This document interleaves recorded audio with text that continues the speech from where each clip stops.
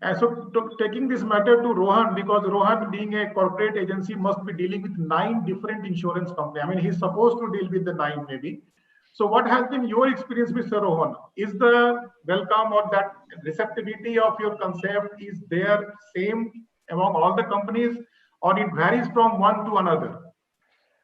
Look, largely, Professor, it has been very welcoming, and we work with Saurabh as well. And across the board, what we found is that, and I think Saurabh made a very interesting point. It is not that incumbents are not progressive looking.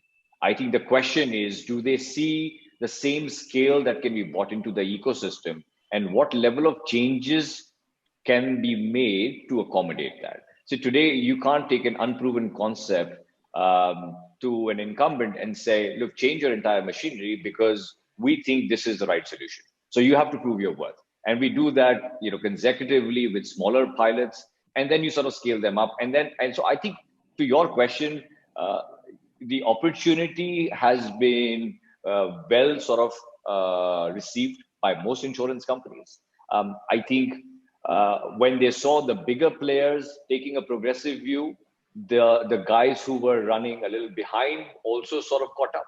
So I think across the ecosystem, you will not find an insurer, at least in India, who at a CXO level is not willing to have a conversation with you if you have a better solution, whether that is on product underwriting, whether it's on processes, whether it's on distribution. I think they're all ears. I think there is, and Professor, you mentioned something very early in the conversation.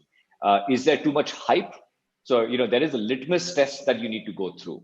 Are we only is this all talk, or can this talk actually turn into something which is a sustainable business? And I think that's where the conversation needs to be.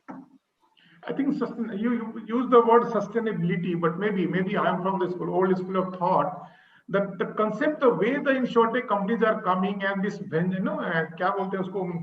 valuation based, the working model. It's something which is really, really, I am always fearful of that, because when I talk to the new guys, they are not that keen on scaling up and continuing with the same venture for the lifelong, because we do have a Atal Incubation Center over here. Always the inner desire is to scale up and sell it to somebody and exit from the business. Now, the insurance industry is a very typical, right? It has to think for the 20-year, 25-year kind of thing.